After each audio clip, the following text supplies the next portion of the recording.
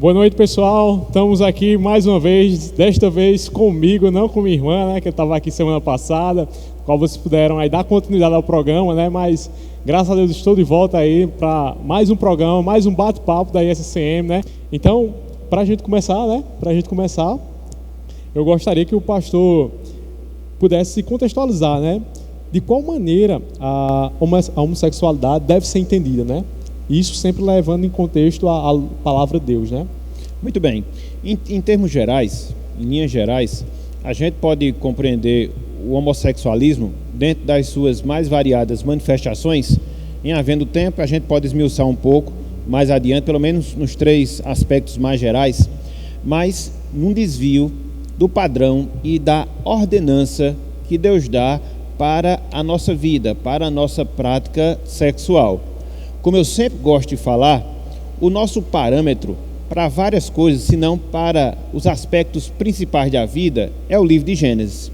Então, quando nós olhamos, sobretudo, o capítulo 2 do livro de Gênesis, a gente vê ali algumas linhas que são traçadas, alguns princípios que são delineados pelo próprio Deus, onde ele vai guiar, ele vai orientar a relação conjugal, a relação sexual.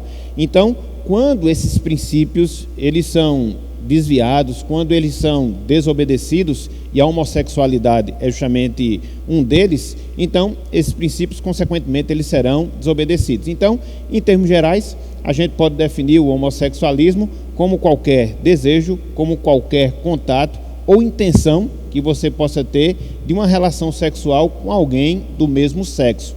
Então, de maneira assim bem sintetizada, de maneira assim bem resumida, a gente pode tratar o homossexualismo dessa forma, afastando-se daquele padrão que foi delineado por Deus, da monogamia, da diferenciação entre entes conjugais. Então, qualquer coisa que fuja esse parâmetro, esse padrão, então cai justamente nesse pecado, nessa desobediência à lei de Deus, e o homossexualismo acaba sendo uma demonstração desse fato. Então, quando a gente pensa em caracterizar, a gente olharia justamente para isso, como algo que desvirtua aquilo que foi em sua origem criado no que diz respeito às relações sexuais, né? Isso. Então, como é que a gente vê também o próprio termo, né, que a Bíblia usa para isso, né? Termos bíblicos que a Bíblia usa para caracterizar o homossexualismo, né? Muito bem. Basicamente, a gente vai ter 2. Tanto a questão da sodomia, ou os sodomitas, como nós observamos, não só sendo relatado pelo apóstolo Paulo, lá em 1 Coríntios capítulo 6, como origem daquilo que nós temos da história de Gênesis, e também o termo efeminados, que nós também encontramos nesse trecho da palavra, 1 Coríntios capítulo 6, versículo 9. Então, ali tratando-se da relação homossexual, em relação ao sujeito ativo, seria o sodomita, e também em relação àquela pessoa passiva na relação, que seria o efeminado. Então, pelo menos esses 2 termos a gente encontra mais claros dentro da palavra de Deus e que vai caracterizando as relações homossexuais que são assim ensinadas, que são assim proibidas, de acordo com aquilo que nós temos na palavra do Senhor. É bem verdade que muitas pessoas utilizam, né, chega até a falar de maneira muito alto nível que a palavra homossexual ela não existe, né, até porque ela é algo bem nova, né, assim, então é justamente essas palavras que fazem referência a isso, né, tanto a parte de Sodoma como de afeminado, né? Efeminados, né? Então a gente vê isso aí, mas aí eu creio que existe um debate muito grande em cima até desse próprio tema de Sodoma e Gomorra, né? No qual eles veem como um dos argumentos contra o fato do homossexualismo ele ser dito como aceito, né? Dentro de um contexto cristão, é que lá naquele episódio de Sodoma argumentam que não foi o fato da prática do homossexualismo que Deus condenou ali, mas sim é um argumento que é utilizado, que era o fato de eles estarem os sodomitas não serem pessoas que acolhessem os seus viajantes, né? Aquelas pessoas que estavam sobre o domínio que estava guardado lá. É bem falado também sobre o episódio de Ló, né? que teve toda aquela contextualização, mas o argumento que se utiliza, né, geralmente os homossexuais, né, que defendem essa classe, utiliza, é justamente no sentido de que o fato ali não era a prática homossexual que Deus condenava, mas sim deles não serem receptivos, né, quanto aos viajantes da lei. Isso encontra fundamento bíblico para isso?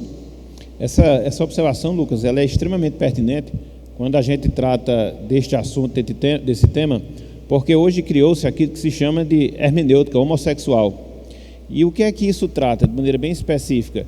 De você fazer uma releitura, uma reinterpretação daquilo que a Bíblia ensina e de alguns textos bíblicos que, dentro de uma interpretação fiel, dentro de uma interpretação literal, vai de encontro ao pensamento que é defendido pelo movimento homossexual. Então, muitas vezes, essas pessoas elas se valem de algumas interpretações, por não dizer interpretações dúbias, de algumas passagens da Escritura para poder validar, para poder comprovar ou dar como algo aceito o comportamento ou a ideia que porventura tem. Então, uma das argumentações é justamente essa, porque quando nós fazemos uma leitura lá em Ezequiel, capítulo 16, versículos 49, nós vamos observar que existe ali uma palavra que Deus dá e que ele faz menção ao pecado dos sodomitas. E ali ele faz menção ao orgulho, faz menção à soberba, faz menção à indisposição do auxílio ou da hospitalidade, mas quando você vê o contexto maior, sobretudo quando você vai para o versículo 50, você observa que é destacado também os outros pecados nos quais incorreram os sodomitas. Então, se nós fizermos uma análise mais estrita, a gente vai perceber que aquilo que gerou a ira de Deus sobre a cidade de Sodoma, de Gomorra, e não só das duas, as outras que faziam parte da circunvizinhança delas, não só foi o pecado homossexual, mas também envolveu a questão do orgulho, envolveu a questão da hospitalidade. Então não foi apenas um pecado, não foi apenas um tipo de transgressão, foram várias. Fica mais patente, de acordo com o registro de Gênesis, capítulo 19, que realmente foi o pecado da homossexualidade. Mas não só isso, quando você vai para o próprio registro de Judas, versículo 7, você vai ver que ele enfatiza esse aspecto sexual pervertido que caracterizava a cidade de Gomorra. Então, se formos entender no seu sentido mais abrangente, não só foi, é claro, a homossexualidade, mas também foi o orgulho e também a falta de hospitalidade. Então, todos esses pecados, eles envolveram, né, aquilo que a gente pode chamar de taxa de iniquidade dos sodomitas, razão pela qual eles acabaram recebendo a punição de Deus. Então, de fato, não só foi apenas o pecado da homossexualidade, foram outros, mas ele também constava na lista. Então, a gente não pode fazer essa separação, essa extração, né? A gente tem que ver no contexto completo e a gente observa que dentre os pecados há também o pecado da homossexualidade. Não dá para a gente tirá-lo ali daquele contexto. É bem certo que fica até meio que evidente isso quando Ló ele quer até oferecer as suas filhas em troca, né, dos anjos que estavam com ele, os seres celestiais que estavam com ele naquela ocasião lá, né?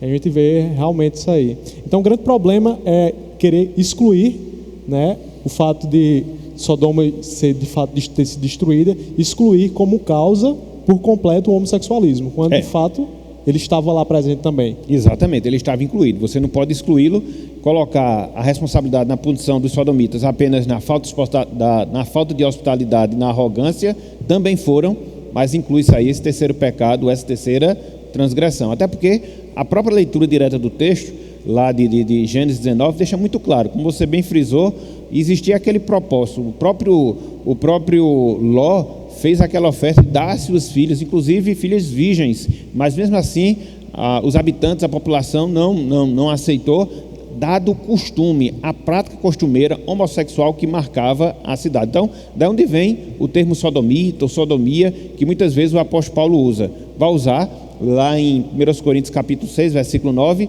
vai usar também em 1 Timóteo capítulo 1, versículo 10. Então, para essa característica dessa faceta em si do homossexualismo, no caso, a ação ativa do homem dentro de uma relação homossexual. Perfeito.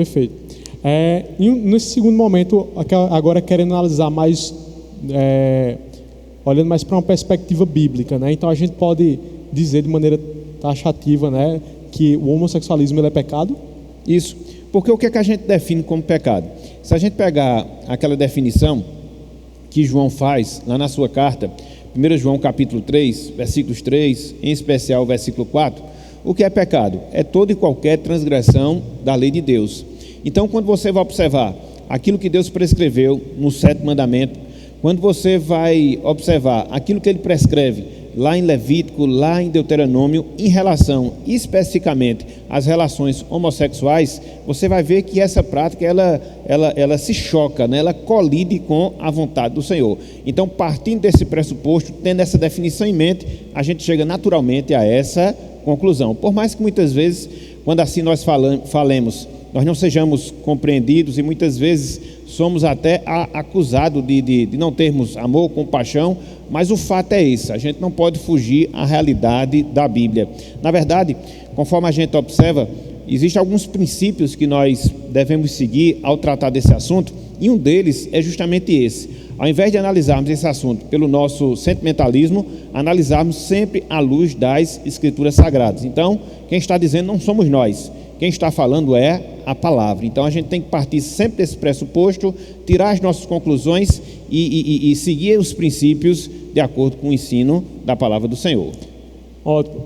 Mas a gente analisando também, pastor, né, acho que até um dos pontos que quando eu estava pesquisando, olhando sobre o assunto, né, um dos argumentos também que se usa, né, uma vez que, digamos que a gente agora adota, né, uma vez que nós adotamos que o homossexualismo ele de fato é pecado, uns levantamentos que até se utilizam para mostrar um dito contraposto por exemplo, a relação de Davi e Jonatas, né, que ele chega até a falar que o amor que ele tem para com Jonas decidiu das mulheres, né. Então, como é que conciliaria isso, né, uma vez que a gente sabe que é pecado e Davi, né, um homem dito segundo o coração de Deus, diz essas palavras, né? Como é que a gente se depara com isso? Na verdade, essa é mais um desses erros, né? De uma equivocada interpretação bíblica. De fato, quando você olha lá, tanto a história de Davi como a história de Jonatas, nós vemos ali uma demonstração de uma verdadeira amizade, e que muitas vezes é confundido com homossexualidade, quando na verdade nós não deveríamos e não deve-se ir justamente por esse caminho. Então é fato, inclusive quando a gente vê o restante da vida de Davi, que ele não era muito afeito, ele não atinge as características homossexuais, muito pelo contrário, dada a quantidade de mulher que teve, de filhos também. Então não seria uma interpretação correta isolar esse texto, interpretado de maneira equivocada, fazer mau uso da questão da expressão bíblica que o coração dos dois se uniram, ou melhor dizendo, a alma dos dois se uniram, mas no que tange a amizade que eles tinham. Tanto é que a Bíblia diz que existe amigos mais achegados que irmãos. Então isso, dentro do contexto oriental, era uma coisa muito fácil de ser comprovada.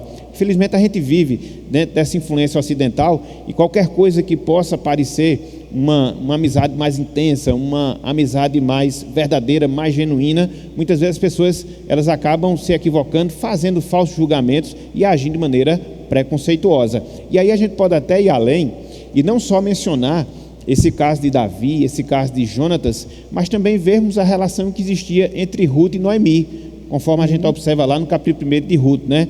Onde Ruth ela se decide a seguir a sua sogra, entendeu? De viver o restante da vida com ela, de não se apartar dela, e é mais um exemplo disso, de um sentimento, de uma afeição que ambas tinham, sobretudo Ruth em relação à sua sogra. Inclusive tem até aquele texto que muitas vezes é usado para casamento, né? Para convite de casamento, né? A questão de não separar, onde tu fores, irei eu. Muitas vezes a gente usa dentro do contexto de casamento, mas a gente sabe ali que não são declarações de um homem para a mulher, ou de uma mulher para um homem, não, mas e sim de uma nora para uma sogra. É até algo bem interessante, porque existe esse estereótipo hoje, né, de conflitos entre noras e sogras, e a gente vê nesse caso aí de Ruth, Noemi, uma posição, um comportamento completamente diferenciado, de um sentimento genuíno, de uma afeição verdadeira, de uma interação que existia entre as duas. E é interessante porque quando você observa, estava até conversando com o Islene hoje à tarde, essa questão de Ruth e Noemi, você não pode ver ali uma relação homossexual, porque na primeira oportunidade que Ruth teve, ela casou com Boaz. Então, se você for analisar o restante da história, você vai observar que nós não podemos ser conduzidos. Então, o que acontece muitas vezes? Se isola textos para poder forçar uma interpretação, e essa interpretação coincidir com o pensamento ou com o sentimento de determinado grupo de pessoas. Agora, quando você faz uma análise mais fria, analisando os contextos, naturalmente você vai chegar a uma posição que seja mais correspondente à realidade. É interessante que parece que até quando a gente fala tanto de amor, de ver aquilo, quando é mostrado um amor genuíno entre a gente, por ser pecador, né, e por pecarmos, nós olhamos para aquilo e maldamos, né, nesse sentido, né, quando não há pecado, a gente vai lá e atribui pecado naquilo, né? Exatamente. E é interessante nessa questão mesmo do amor, né, acaba sendo uma palavra hoje muito vulgarizada, porque as pessoas acabam perdendo, né, a definição real em si da palavra. E é uma palavra assim tão profunda no seu significado e, na verdade, tão abrangente. Quando a gente vai para o Novo Testamento, pelo menos são 3 palavras que nós traduzimos na nossa língua pela palavra amor.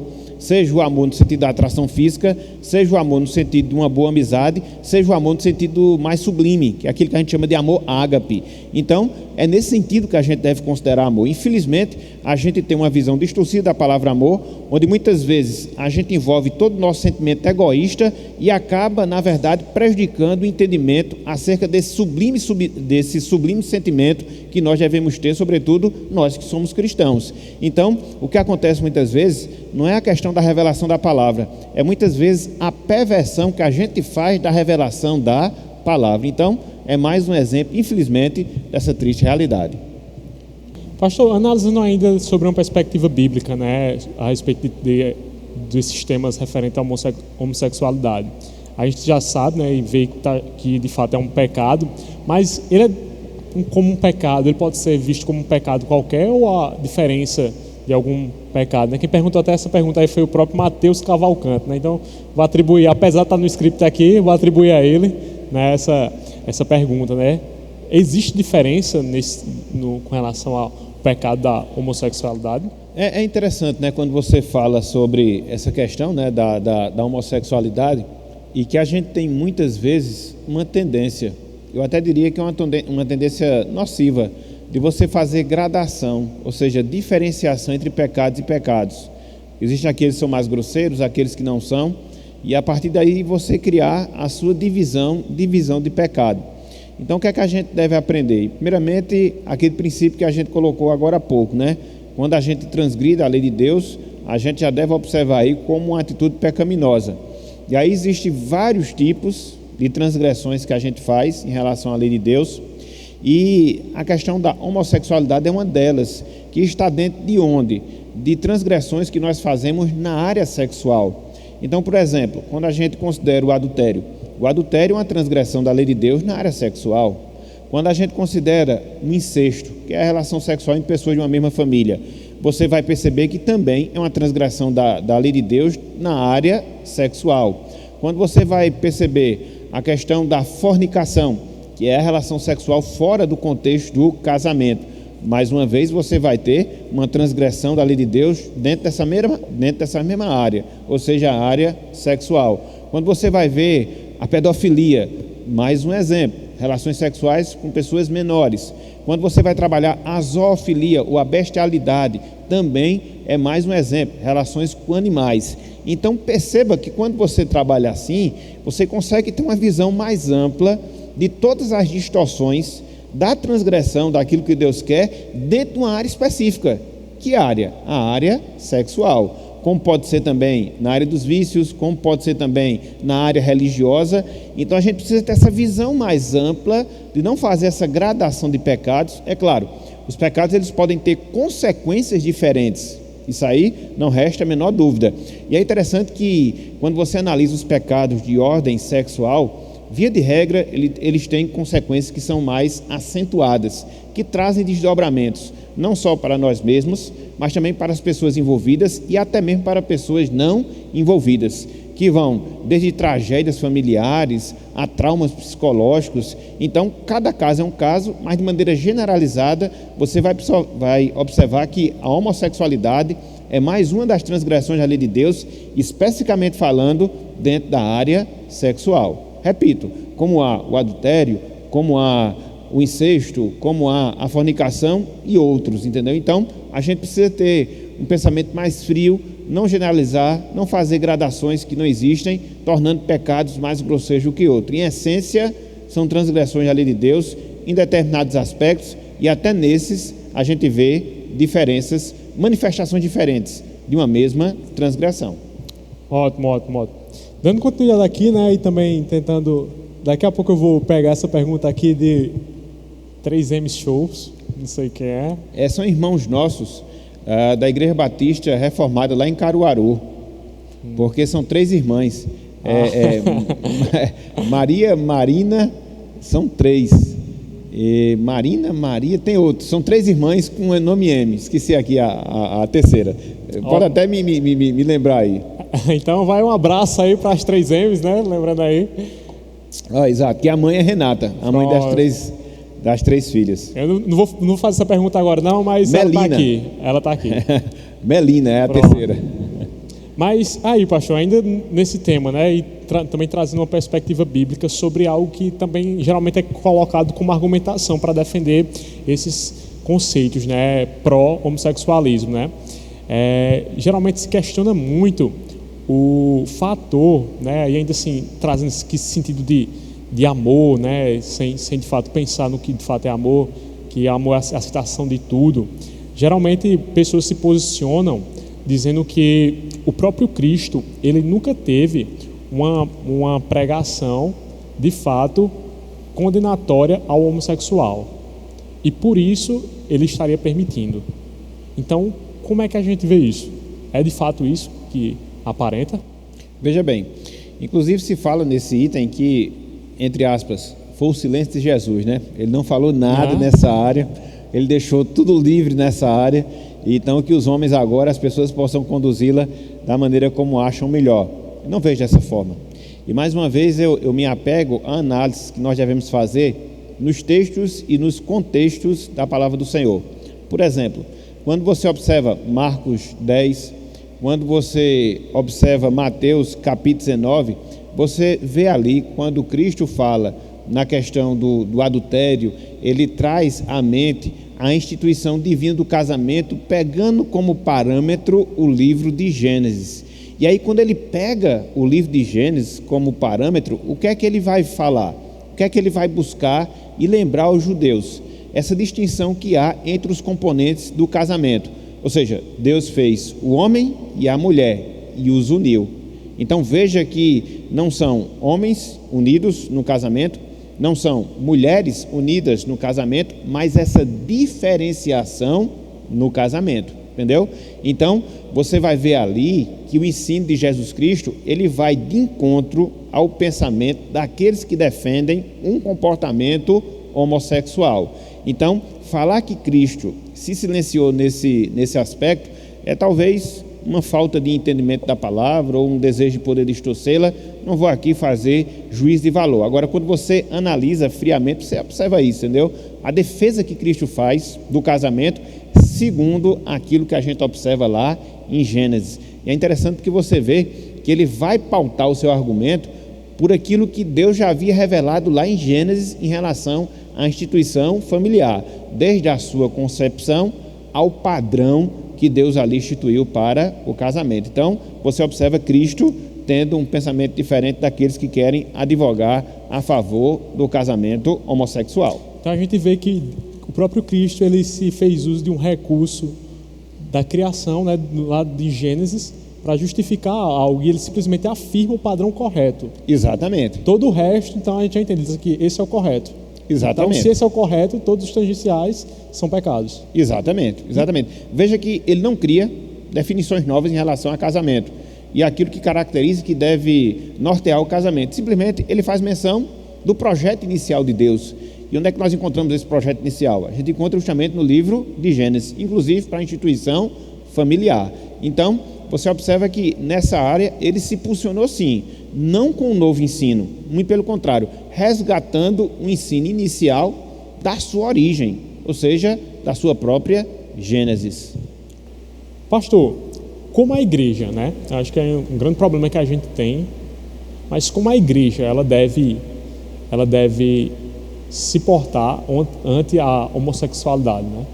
A igreja, no nosso contexto aqui, né, de igreja, a gente está tendo culto aqui, vai estar tendo os trabalhos da igreja, e de repente chega o homossexual. Qual o entendimento que a gente deve ter quanto a isso, né? Veja bem, em termos de princípios gerais, que devem nortear o nosso comportamento, a nossa postura em relação a essa realidade que nós estamos evidenciando, no seu sentido mais intenso, vamos assim dizer, é que nós devemos rejeitar o comportamento homossexual sem desumanizar as pessoas. Talvez aqui é que a gente encontre o nosso grande desafio, porque de um lado você rejeita a prática, mas do outro lado você não deve desfazer das pessoas. Aqui você encontra um princípio geral que vai auxiliar no nosso tratamento e no nosso relacionamento dentro dessa nova realidade que nós estamos vivenciando. Um outro princípio geral que também nos auxiliará na condução dessa realidade é nós nos enxergarmos como pecadores que fomos alcançados pela graça de Deus e não como juízes.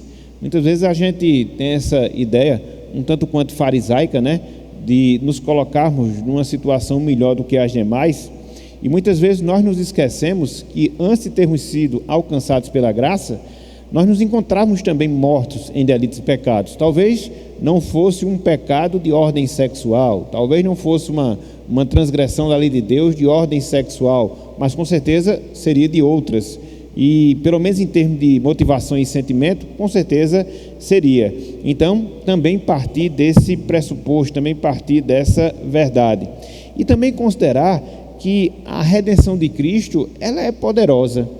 Por mais que a pessoa possa se encaminhar numa determinada postura, num determinado comportamento, mas partimos do pressuposto que a obra redentora de Cristo, que redime a pessoa como um todo, inclusive as suas ações e reações, ela é poderosa. Então, isso nos auxilia, né? Esses três princípios gerais nos auxiliam na condução em relação a esse problema. Então, eu acredito que a questão da rejeição do comportamento, mas sem a desumanização das pessoas, até porque, conforme nós já falamos, né, em bate-papos anteriores, a gente tem que ter essa perspectiva de que a imagem de Deus nos homens, ela não foi de um todo destruída, né? A gente encontra traços ainda, por mais pervertidos, por mais pecadores que nós sejamos, então a gente não pode tirar e esquecer desse aspecto. Isso vai nos ajudar e nos ajudar bastante dentro desse processo.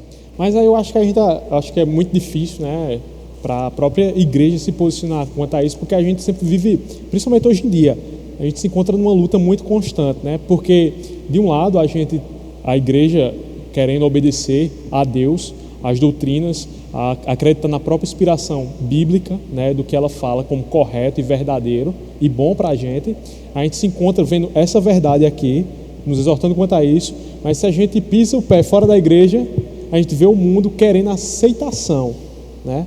E não uma mera aceitação de compreensão, mas sim de até chegar a infligir a própria doutrina bíblica, né? Então, como é que a gente, de uma forma muito prática, se posiciona?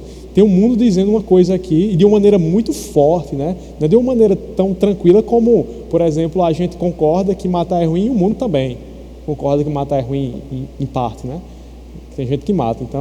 Então como é que a gente se mantém de uma maneira fiel a quem, né? Então acho que essa é uma grande pergunta que a gente deve se fazer. Na verdade, essa é a luta, é o grande desafio que nós temos.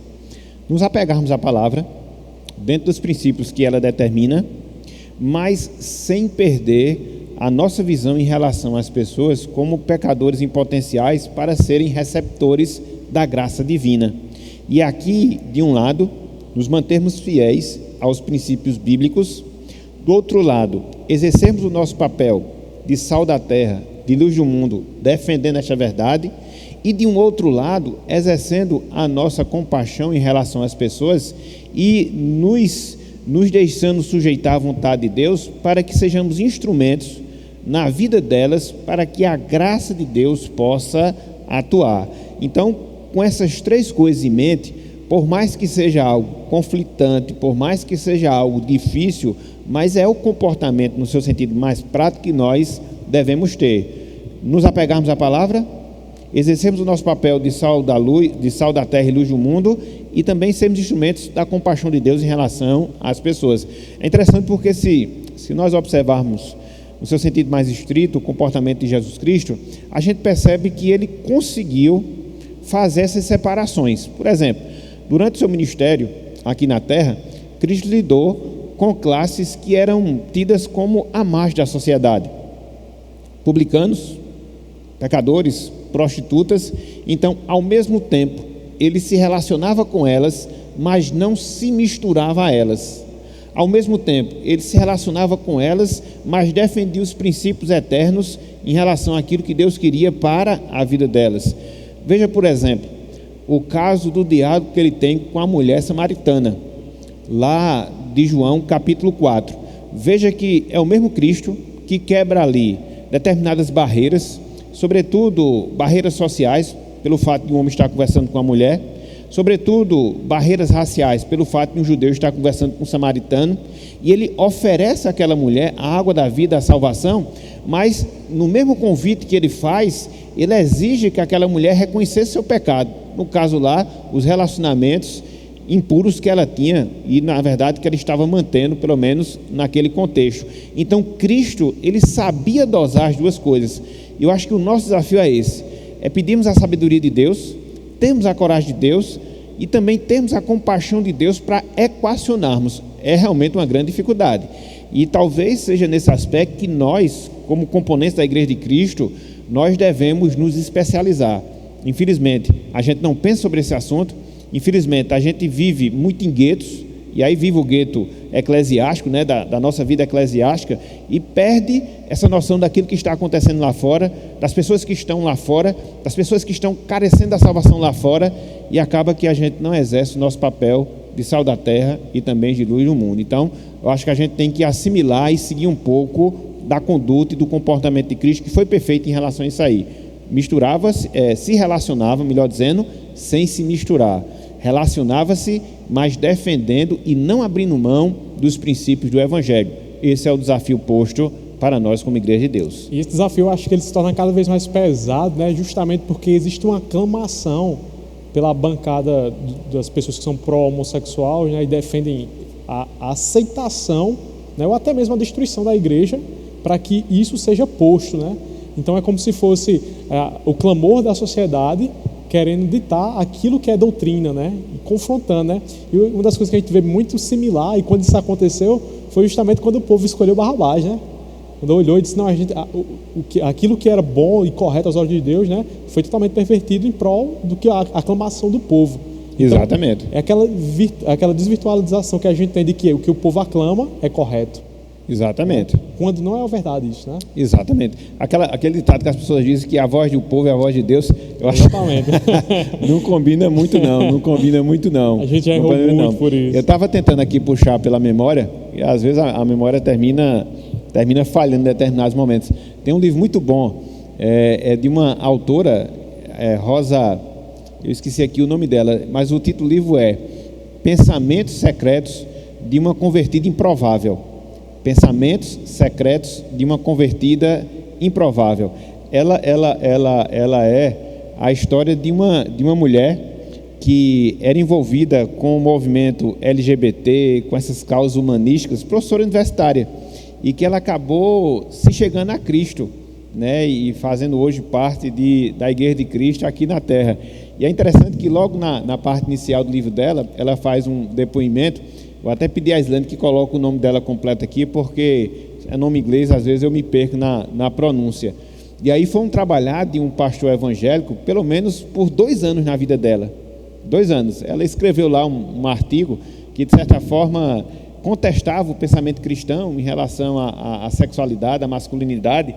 E aí o pastor escreveu lá a sua refutação. Na verdade, não foi nem a refutação, mas ele exigiu a argumentação em relação àquilo que ela estava defendendo, e aquilo ali lhe fez pensar, e esse foi o processo inicial para poder chegar a determinadas conclusões. Então é muito interessante essa história, porque muitas vezes a gente parte do pressuposto, principalmente numa situação como essa, onde a pessoa envereda pelo caminho da homossexualidade, que seja um caminho fácil de retorno. Não é. Inclusive, algumas leituras apontam que para determinados casos, a depender do nível de envolvimento que a pessoa esteja tendo com um comportamento homossexual, chega a passar 2 anos para que de fato ela se liberte.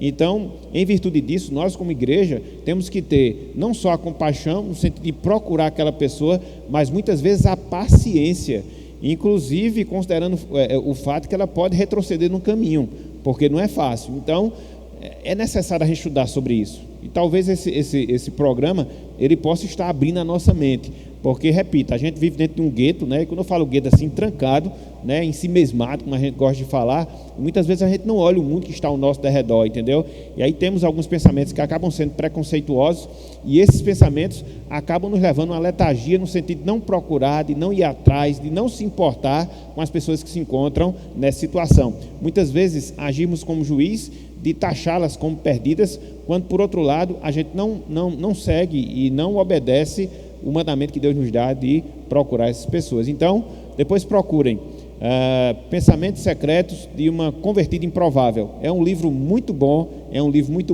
que trata justamente da conversão de uma pessoa que pertencia a um comportamento homossexual, mas que foi alcançada pela graça de Deus e todo o drama que ela viveu até chegar lá. Uma história muito interessante que vale a pena a gente ler.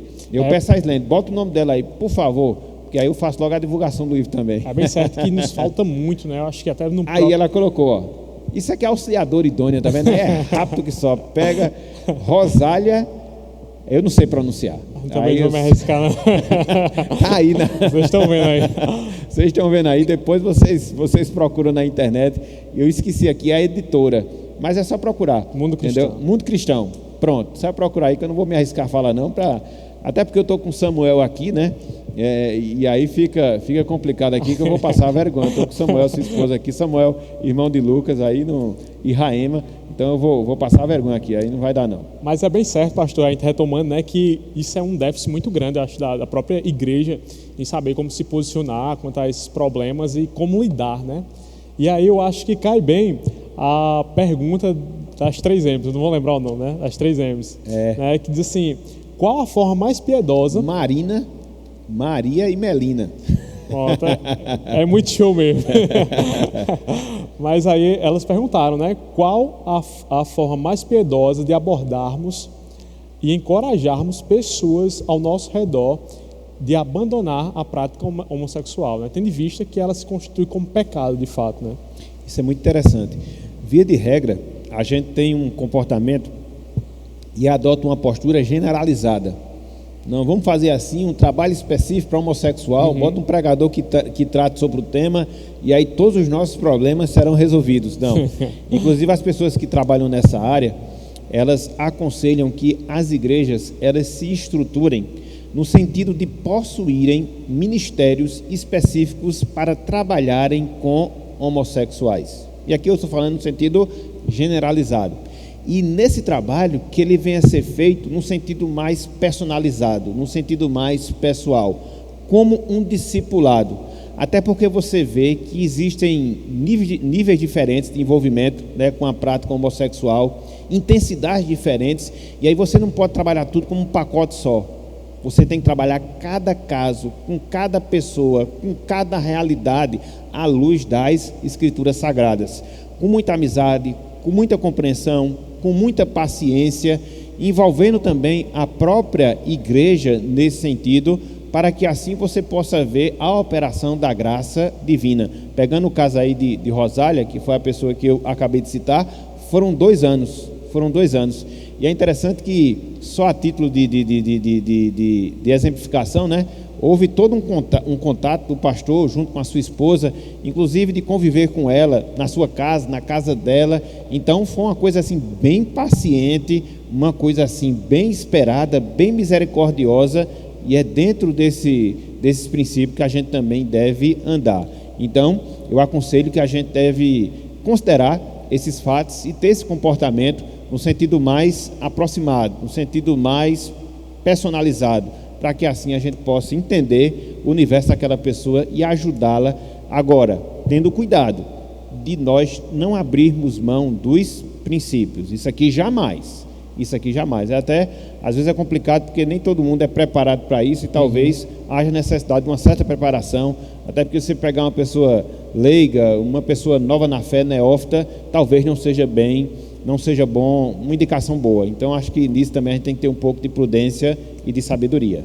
O irmão Raimundo, né, ele falou o seguinte, né?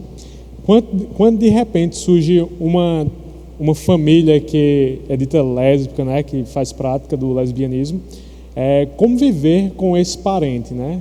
Uma vez que provavelmente você vai estar próximo dele, né?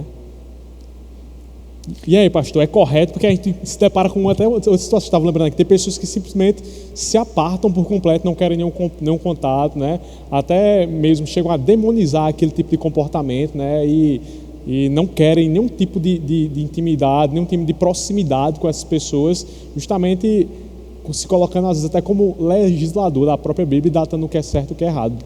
Exatamente. O que eu vejo nesse aspecto, Lucas, que muitas vezes nós somos conduzidos a dois extremos. Qual o primeiro extremo? Esse que você falou, do isolamento. Nós nos afastamos pura e completamente das pessoas. E é um problema. Porque desse jeito, como é que você vai dar condições daquela pessoa escutar a verdade e assim se aproximar, e assim fazer com que ela possa se aproximar dessa verdade? É um extremo que eu vejo que seja errado. E um outro extremo é você tentar se aproximar assimilando e aceitando o comportamento. Eu acho que aqui cabe um princípio que é basilar, fundamental. Você rejeita o comportamento e você aceita a pessoa. Não sei se a gente consegue balancear essas duas coisas. O comportamento é errado, ele deve ser considerado como tal, ele deve ser confrontado com amor à luz da Bíblia, mas você não pode esquecer ali a humanidade daquela pessoa. Então, a gente tem que fazer essa diferenciação. Isso é um fator muito complicado, né? Porque hoje em dia é fácil, né? Muito fácil a gente olhar para dentro da própria igreja e ela utilizar o título de amor em prol de abarcar as pessoas para o convívio de uma maneira totalmente indiferente. Como se fosse normal, né? Como se fosse normal, né? Esse é o problema. E a gente acaba vendo isso em grande parte do público cristão, né? A gente acaba cedendo na própria argumentação, querendo conseguir trazer todo mundo pelo dito amor em prol de manter um convívio paz, tanto com a sociedade como com a igreja, né? Eu acredito que o amor, ele não pode jamais, entre aspas, que isso não é amor, né? Ele transigir aquilo que Deus ensina na sua palavra. Eu acho que o princípio que a gente deve considerar é justamente esse cuidado que nós devemos ter, entendeu?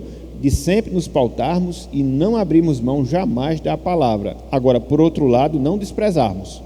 E aqui a gente vai ter que chegar a um consenso dentro dessas duas posições, entendeu? É difícil? É, porque você tem essa atitude extremada, ou deixar para lá, ou normatizar, que aí vai ser, ambas serão erradas, entendeu? Porque é o que muitas vezes acontece, mas a gente está tratando aqui, especificamente falando em relação ao homossexualismo, mas isso pode acontecer em tudo, num relacionamento pautado pela fornicação, num relacionamento pautado pelo adultério. Então é o mesmo princípio. A gente não pode chegar simplesmente achar que aquilo ali é normal, não confrontar, não pedir as razões, ou seja, não levar a pessoa a compreender que aquele comportamento é errado. Agora, com muita sabedoria, com muita Bíblia e regada a muita oração. Você diz, está muito trabalho, pastor, mas é para dar mesmo, entendeu? Porque as coisas elas não são instantâneas, Então, o grande problema que eu vejo é o risco que a gente corre dos extremos, de querer achar que é tudo normal ou de querer se afastar. A gente vai ter que encontrar um meio termo, porque é obrigatório. Pois é. Mateus, ainda tratando sobre nesse contexto aí, né, ele pergunta quando se trata de alguém que tem esse comportamento e busque mudança, né? Acho que o senhor até acabou de falar que existem níveis de envolvimento, né? Isso. E aí, como é que a igreja ela deve fazer, né? Aconselhamento bíblico, sugestão de algum psicólogo, né? É bem certo que é complicado, porque a igreja, no decorrer dos séculos, ela acabou carregando uma imagem muito negativa quanto a isso, né? Ela acabou trazendo uma imagem muito negativa quanto à instituição igreja, religião, cristianismo, porque quando se fala de cristianismo, parece que assim, a nível midiático, né, que o cristão ele odeia o homossexual, que ele quer se apartar dele, que ele quer vê-lo condenado no inferno, que ele quer ver que ele seja humilhado, desprezado, quando não é isso, né? Infelizmente, Lucas, a gente tem muito disso. E quando eu digo a gente tem, eu me incluo, porque é muito mais fácil a gente poder agir dessa forma, criar aquilo que a gente chama de estereótipos, né? Então, se fulano tal tem aquele estereótipo, aquela forma de agir, aquela forma de se vestir, então a gente já chega e taxa logo, sem dar o remédio para aquele problema, simplesmente apontando o problema. E talvez aí seja o grande problema, entendeu? E aí a gente acaba incorrendo nesse erro. Infelizmente, muitos cristãos acabam adotando esse tipo de postura, que é muito mais fácil. É muito mais fácil. E infelizmente, por causa da atitude errada de alguns, é que muitas vezes nós somos taxados por homofóbicos, quando na verdade nós não somos, né? A gente escuta muito esse termo homofóbico, que é medo dos iguais. Eu particularmente não tenho medo de igual, né? De jeito nenhum, muito pelo contrário. A gente vai procurar confrontar, conversar e abrir os olhos. Então, a gente tem que ter esse cuidado para não incorrer nesse erro, porque infelizmente é a nossa tendência natural e muitos agem assim, entendeu? A gente não tem essa preparação e a partir do momento dessas posturas que a gente tem de rotular as pessoas, a gente pensa que já resolve o problema, quando na verdade não resolve, acentua ainda mais. Ótimo. Agora tratando um pouco mais das responsabilidades internas e externas. Mas só chamar aqui um pouquinho da atenção de Mateus, que me veio à mente agora, né, nessa questão, porque a igreja, na verdade, ela tem uma responsabilidade muito grande. Ele colocou aí, né? Uma responsabilidade muito grande. E qual é a responsabilidade? Uma das responsabilidades que a igreja tem é de fazer aquilo que a gente chama de prevenção. E o que é isso? É a gente estruturar o nosso conceito de família nas nossas igrejas. Papéis, esposa, filhos, e também acentuar algo que é fundamental e que, via de regra, a gente está tocando nesse assunto, na nossa masculinidade e na nossa feminilidade bíblica. Infelizmente a gente perdeu isso. E quando você perde isso, você acaba misturando os seus papéis. E em virtude de você misturar esses papéis, você acaba incorrendo em muitos erros.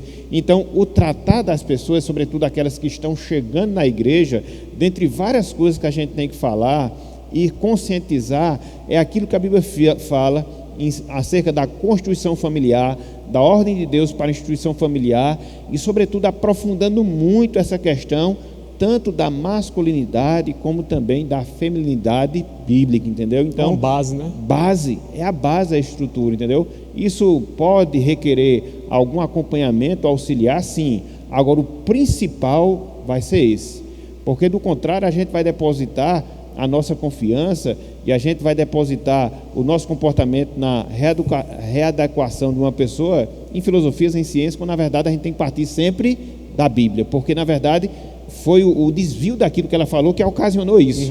Então nada vai funcionar desde que primeiramente parta para aquilo que a Bíblia ensina. Aqui eu não estou negando, mas eu estou priorizando a palavra é prioridade.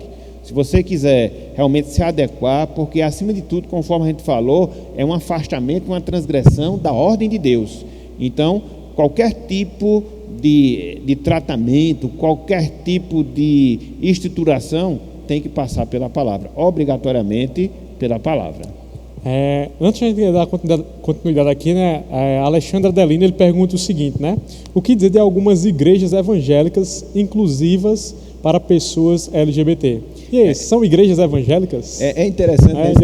Colocou aí nas aspas. É interessante que esse negócio não é dos termos, né? E aqui não vai nenhuma crítica, é constatação só, né? Primeiramente, o grupo, né, que defendia, né, essas condutas homossexuais era GLS, né? Depois passou a LGBT, depois passou a LGBTI, agora já LGBTI+. Então, são denominações que vão sendo adequadas para poder englobar os vários tipos, entre aspas, de sexualidade que são adotadas. O que acontece? A gente observa muito hoje igrejas que são criadas dentro dessa proposta. E aqui a gente tem que fazer uma meia-culpa. Por quê? Será que não foi uma falta de acolhimento adequado que a gente teve na nossa igreja? Nas igrejas que são bíblicas, verdadeiramente evangélicas? E aí você fecha as portas E aí vai-se para o outro extremo, que é se criar um grupo para que as pessoas eram ser incluídas, recebidas, e aí talvez a gente tenha uma meia-culpa nesse sentido. Né? Infelizmente, a gente precisa também, como igreja, reconsiderar os nossos erros, sobretudo aqueles que ocorreram década de 80, década de 90, infelizmente a história mostra isso, né? A gente sabe que quando surgiu a questão da AIDS, e ela esteve intimamente atrelada à questão do movimento homossexual e muita discriminação, a gente tem que fazer a meia-culpa, muita discriminação veio realmente da nossa parte. E aí, na medida que a gente agiu dessa forma, a gente colocou as pessoas para um outro lado. E aí, esse outro lado, com os pensamentos equivocados, e elas acabaram encontrando acolhimento nesses grupos, entendeu? Então, as igrejas que abordam esse tipo de temática, que acolhem as pessoas dessa forma, elas são reprovadas sob o ponto de vista bíblico. Mas, infelizmente, muitas delas acabam sendo criadas por causa da nossa falta de participação e envolvimento. Então, não existe, até porque quando você vai olhar à luz das Escrituras Sagradas, é um comportamento que é reprovado pela palavra, você não pode criar uma igreja que vá conflitar diretamente com aquilo que a palavra de Deus ela fala. Então, não é correto, não é bíblico, e aí a gente não pode ver isso como uma coisa boa. Infelizmente, é resultado do erro nosso, mas nem por isso passa a ser certo, de maneira nenhuma. É bem verdade também, né, que, como você falou, isso acontece por pura negligência nossa, né? Mas aí, sim, a gente deve se perguntar também qual o papel da igreja no sentido tanto da apologética, de defesa, né, da verdade bíblica e também do chamado missional dela para essas pessoas, né? A gente viu aí que o senhor falando, tem a parte de fato a gente ter que criar ministérios próprios para isso e também da gente acolher, né? Mas mais do que isso, a igreja tem mais alguma área de atuação externa? Em termos externos, a gente pode ver que a igreja ela pode adotar dois passos. O primeiro deles é a questão missionária em si, né? De preparar pessoas que possam trabalhar dentro desse grupo específico, de acordo com cada caso, conforme nós falamos, e também exercer o seu papel apologético, principalmente hoje. Talvez a gente esteja vivendo, talvez não, com toda certeza, dias que a gente nunca viu em relação a isso aí. E é interessante porque houve uma mudança muito grande na sociedade quanto à questão do movimento homossexual. De um movimento discriminado, tratado com chacota, hoje não, a gente vê uma inversão completa de valores. Na verdade, quem não aprova é que é tratado dessa forma hoje. Então a gente tem essa responsabilidade. Que responsabilidade? Colocar os valores bíblicos dentro do amor cristão, subordinado à revelação da palavra, mostrando aquilo que de fato a Bíblia ensina, para que assim a gente possa fazer a confrontação e não fique apenas um lado, não fica apenas um argumento, não fica apenas um discurso. Então, a igreja ela deve exercer aquilo que nós chamamos do seu papel profético, de realmente chamar a atenção das pessoas para aquilo que a Bíblia diz, baseado nos princípios eternos que nós encontramos na palavra do Senhor. Então, a igreja ela deve trabalhar em termos externos nessas duas vertentes, no sentido de levar a mensagem de salvação para as pessoas que se encontram nessa situação e por outro lado, defender os valores irremovíveis da palavra em relação à estruturação familiar, a relação dentro da família, e aí ela cumprir também esse papel, essa sua demanda. Então a gente também entende esses dois cenários de um aspecto mais externo e de um aspecto mais interno, como o senhor falou, a gente deveria ver tanto no aspecto de zelo da palavra, como também de nós como cristãos nos arrependermos das nossas atitudes, né, muitas vezes até preconceituosas, né, quanto a essa classe, e também no sentido de preservação, né, dos nossos irmãos, né. Eu acho que foi até Mateus que falou, né, que a gente vê que existem de fato níveis, né, de pessoas que têm um envolvimento com o homossexualismo, e muitos deles demonstram até o querer mudança, né? Como é que a igreja de fato ela deve prestar esse suporte, né, de maneira com bastante sabedoria, né? Exatamente. Sobretudo preparando pessoas adequadas nesse tipo de tarefa, entendeu? E aí a gente chama mais uma vez a atenção à questão da própria liderança mesmo, para que a gente possa ter essa capacitação, essa qualificação, essa sabedoria, essa preparação, para que de fato isso possa ser visto e ser realizado no nosso meio. Então, é uma tarefa também que nos compete e é uma área em que nós devemos de fato nos envolver e nos envolver muito, para que assim sejamos instrumentos na mão de Deus no auxílio de outras pessoas. É interessante nessa questão, Lucas, que era o texto que eu queria fazer menção e acabei não fazendo antes, naquilo que Paulo fala lá em 1 Coríntios capítulo 6, versículos 9 em diante. Eu até tinha feito menção, mas não cheguei a ler. O apóstolo Paulo, ele fala, olhem só, 1 Coríntios 6, versículos 9 até o versículo 11. Ou não sabeis que os injustos não herdarão o reino de Deus? Não vos enganeis. Aí ele começa a fazer uma listagem de pessoas que não herdarão o reino de Deus. Nem impuros, nem idólatras, nem adúlteros, nem efeminados, nem sodomitas. Aqui esses últimos pecados de ordem sexual, né? Nem ladrões, nem avarentos, nem bêbados, nem maldizentes, nem roubadores herdarão o reino de Deus. Então veja aqui que Paulo ele faz essa classificação entre pecados relacionados a questões materiais, né? Roubo e por aí vai, e também pecados relacionados à questão sexual. Ele coloca aqui dentro de uma lista, para a gente perder essa visão de fazer diferenciações, né? Em princípio, vai ser sempre transgressão da palavra numa determinada área. Ele falou aqui, aí ele prossegue, versículo 11: tais fostes alguns de vós, mas vos lavastes, mas fostes santificados, mas fostes justificados em nome do Senhor Jesus Cristo e no Espírito nosso Deus.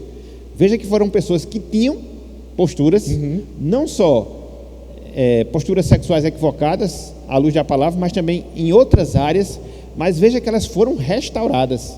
E observem que a restauração ela passou acima de tudo pelo trabalhar, pelo agir de Deus. Foi aquilo que eu falei, né? O princípio primordial é que a gente tem que fazer à luz da palavra.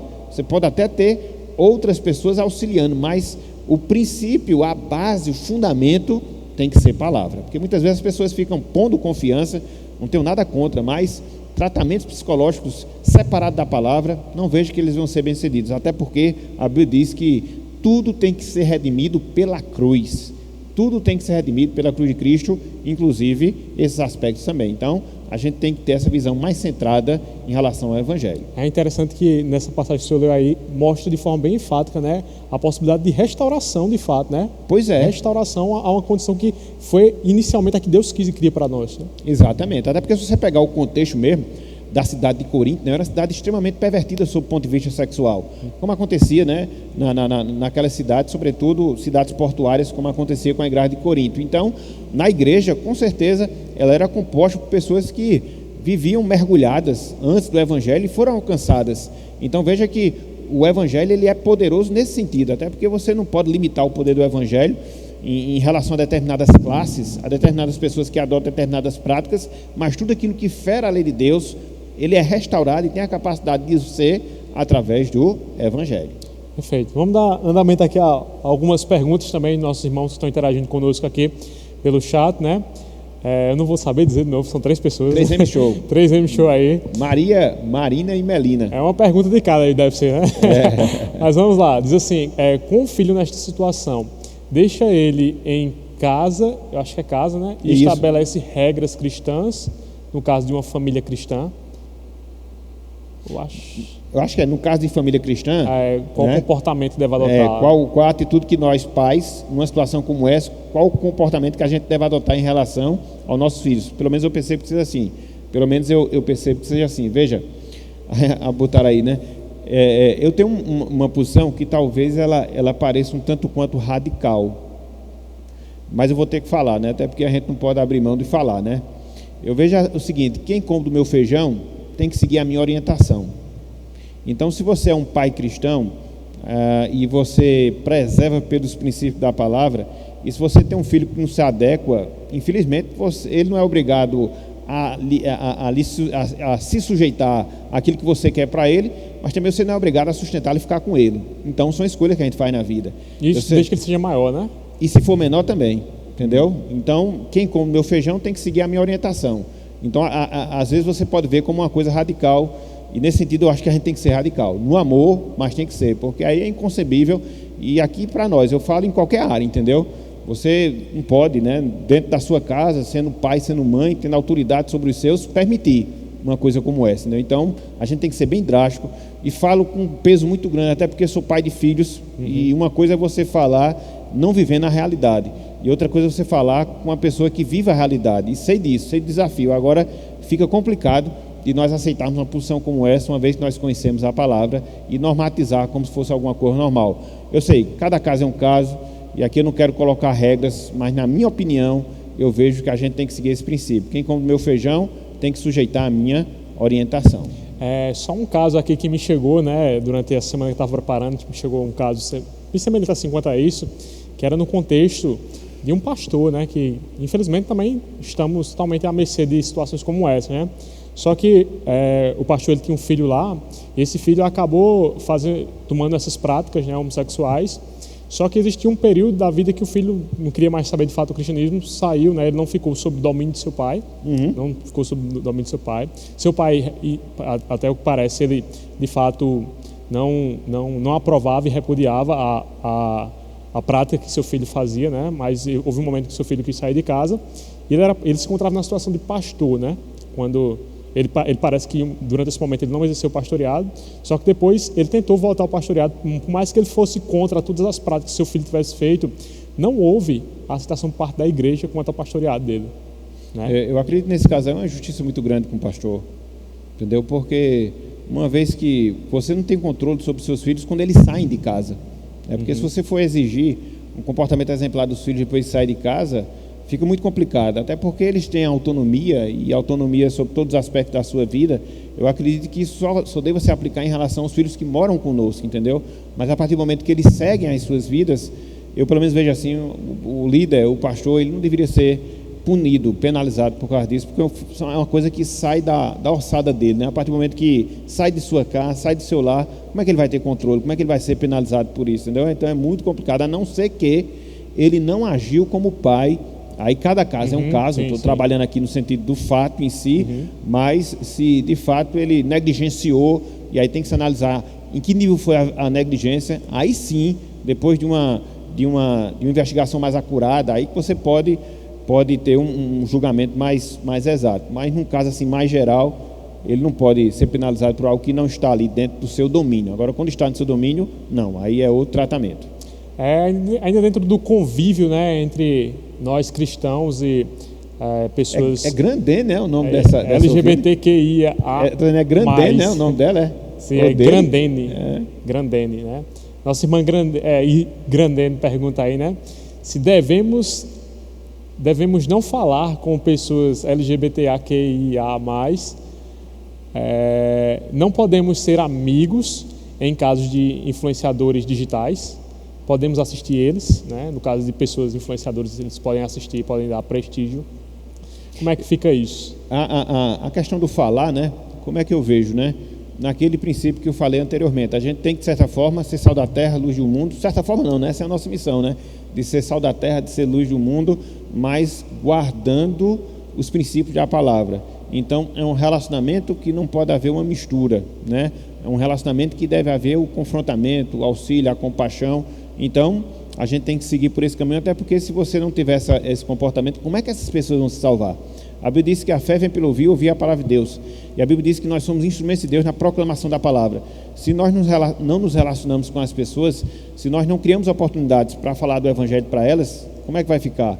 Então, acredito que a gente tenha essa responsabilidade com cuidado e seguindo, sobretudo, o exemplo de Jesus Cristo, que é o nosso exemplo maior. Em relação aos influenciadores digitais, né? O que é que eu vejo? Aí você tem que ter cuidado com o conteúdo que esse influenciador está lhe passando, né? Suponhamos que seja alguém da área, de sua área de atuação, no caso aqui Lucas, né, que é dessa área de informática. Você tem um influenciador que seja abertamente, né, homossexual, mas que naquilo que ele fala naquilo que diz respeito à sua profissão. Você vai deixar de pegar esse conteúdo por causa disso? Eu acredito que não seja uma atitude acertada. Agora, se for um influenciamento digital, ou se for um influenciador digital que repasse os conceitos dele em relação à sua visão, à sua cosmovisão, o seu comportamento, eu acredito que a gente deve ter um pouco mais de cuidado e se abster, porque senão, como diz Paulo, as más conversações, elas corrompem os bons costumes. Então a gente tem que ter esse cuidado.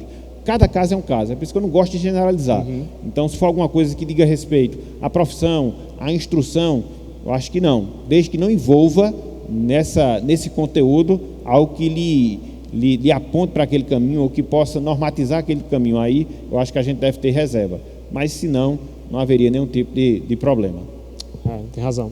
É bem comum, a gente não consegue também se apartar disso, como o senhor falou, né? Em trabalhos, a gente vai ter que ter convívio com essas pessoas e tudo mais, né?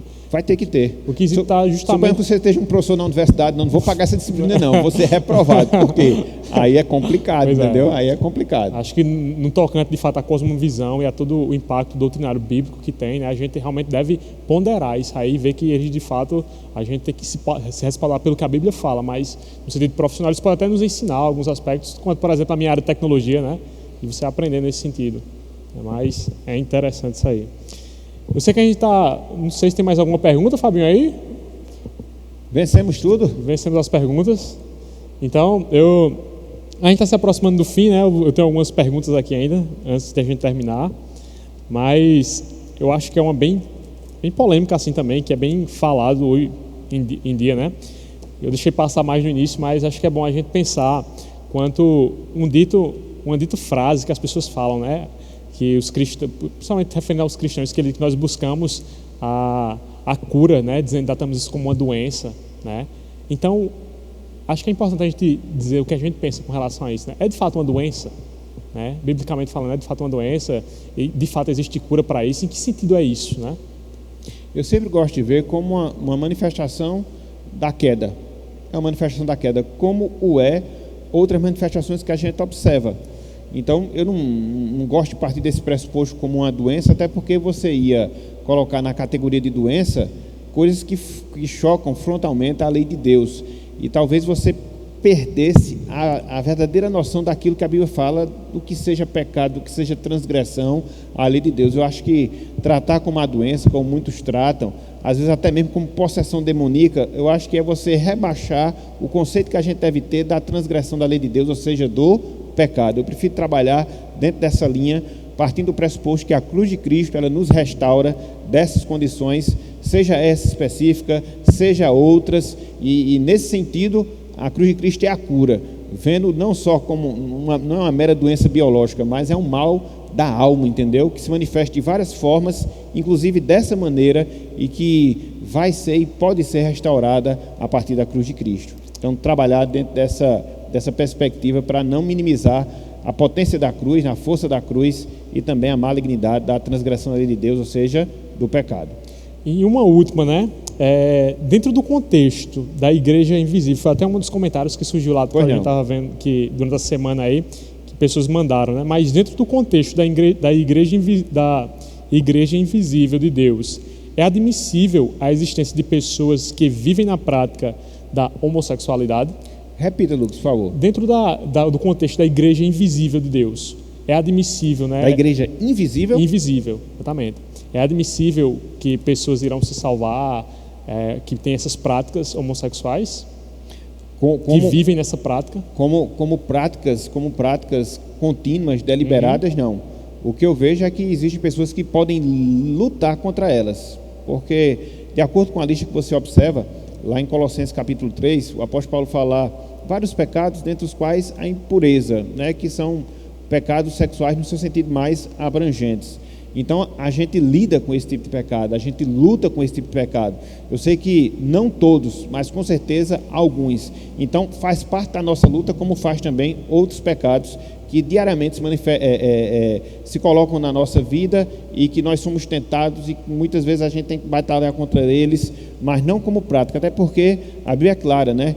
Que os impuros, os roubadores, eles não herdarão o reino dos céus. Então, a palavra impureza ali, a palavra porneia, engloba tudo. Então, como uma prática deliberada, como alguém que está escravizado por uma ação como essa, eu acredito que faltou a experiência da graça verdadeiramente na vida daquela pessoa. Agora, como luta, não.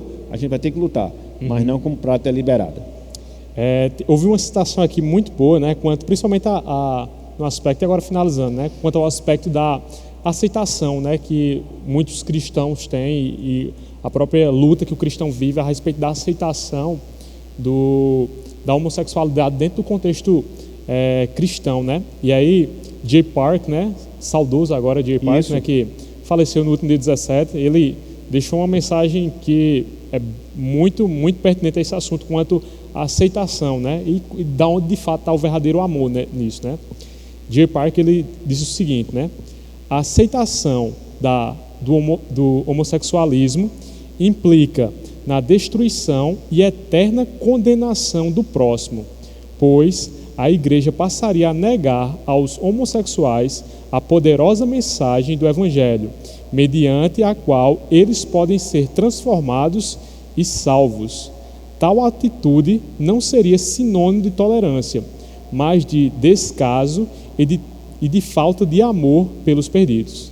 Né? É perfeito. Uma colocação assim que a gente vê assim, que se a gente aceita aquilo, a gente não está amando ele, né? Estamos permitindo que ele viva continuamente longe e apartado de Cristo, né? Nós estamos condenando essas pessoas. Exatamente. Não há amor. Esse é aquele desafio que a gente tem, né? De você reprovar a atitude, né? Que você não pode ser complacente com ela. Por outro lado, você não pode renegar e rejeitar a pessoa em si, porque senão você vai encaminhá-la à condenação, porque você não vai ter acesso para poder apresentar a palavra. Então é esse meu termo que a gente tem que encontrar para poder trabalhar. Agora, é um assunto sensível. Infelizmente é um assunto que às vezes acaba não sendo tão tocado nas igrejas.